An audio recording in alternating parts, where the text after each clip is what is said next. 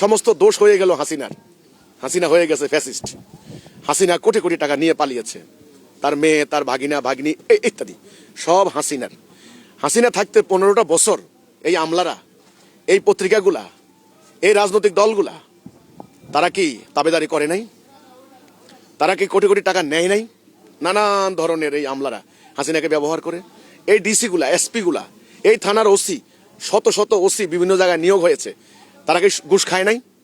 সব সুযোগ সুবিধা নিয়েছে।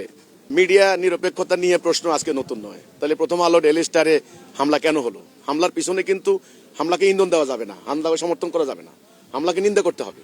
কিন্তু হামলাকারীরা কি বলেছে?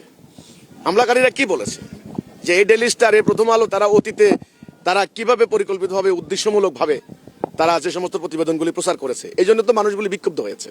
এখন মিডিয়ারও একটা আছে, মানে ব্যাখ্যা আছে যে আমরা ন্যায়ের পক্ষে থাকবো। এখন কোনটা ন্যায়, কোনটা অন্যায়? কোনটা ন্যায়, কোনটা অন্যায়?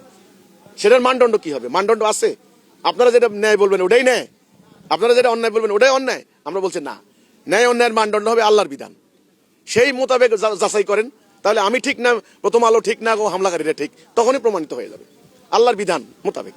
তো আপনি এখন বলছেন যে প্রথম আলো, ডেইলি স্টার ওনারা এখন বিএনপির সমাবেশে যাচ্ছেন, সম্বর্ধনা দিচ্ছেন, সম্ভাব্য ক্ষমতায় আসছে বিএনপি, এটা আপনারা বলছেন।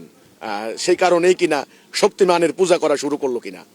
হ্যাঁ, হতে পারে, হতে পারে। দেখেন, আমি একেবারে দ্ব্যর্থহীন কণ্ঠে একটা কথা বলতে চাই। আজকে সমস্ত দোষ হয়ে গেল হাসিনার। হাসিনা হয়ে গেছে ফ্যাসিস্ট। হাসিনা কোটি কোটি টাকা নিয়ে পালিয়েছে, তার মেয়ে, তার ভাগিনা, ভাগ্নি ইত্যাদি সব হাসিনার। হাসিনা থাকতে 15টা বছর এই আমলারা, এই পত্রিকাগুলা, এই রাজনৈতিক দলগুলা তারা কি তাবেদারি করে নাই? তারা কি কোটি কোটি টাকা নেয় নাই? নানান ধরনের এই আমলারা হাসিনাকে ব্যবহার করে। এই ডিসি গুলা, এসপি গুলা, এই থানার ওসি, শত শত ওসি বিভিন্ন জায়গায় নিয়োগ হয়েছে, তারা কি ঘুষ খায় নাই? সব সুযোগ সুবিধা নিয়েছে। একটা ইউনিয়নের মেম্বার পর্যন্ত, চেয়ারম্যান পর্যন্ত, আমার এলাকায় এক মেম্বার আওয়ামী লীগ বলে বলে 15 বছর সুবিধা নিয়েছে। যখনই হাসিনা পালিয়েছে, ফট করে পরের দিন এখন শুনি জামাত ইসলামী করে। জামাত ইসলামীর আমির জনগণের সামনে তারে প্রচার করেছে যে ইনি আমাদের লোক। তাহলে হাসিনা দোষ হবে কেন? নিরপেক্ষ কথা বলেন। নিরপেক্ষ কথা বলতে আল্লাহ কোরআনে বলেছেন, তোমরা সত্যের সাথে মিথ্যা মিশাইও না, জানিয়া শুনিয়া সত্য গোপন করিও না। আমার কথা হলো, দুর্নীতি করেছে যারা, সুযোগ পেয়েছে দুর্নীতি করেছে, সব পাপের দায় হাসিনার ঘাড়ে চাপিয়ে দিয়েছে। হবেই স্বাভাবিক কথা, উনি রাষ্ট্রনায়ক ছিলেন, ওনার আমলে এটা হয়েছে।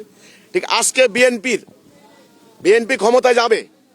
আমি আজকে এখানে দাঁড়িয়ে বলতে চাই গণমাধ্যম কর্মীদের সামনে, তারেক জিয়া সাহেব, অন্য বিএনপি নেতা কর্মী, যদি আপনারা ক্ষমতায় যান, ক্ষমতা কে যাবে জানি না, আল্লাহ জানে, আল্লাহ সিদ্ধান্ত। আল্লাহ বলছেন, কুলিল্লাহু মালিকাল মুলক, মুলকের মালিক আল্লাহ, যাকে ইচ্ছা ক্ষমতা দেন, যার থেকে ইচ্ছা ক্ষমতা কাড়িয়ে নেন। আল্লাহর উপর ভরসা আমাদের রাখতে হবে।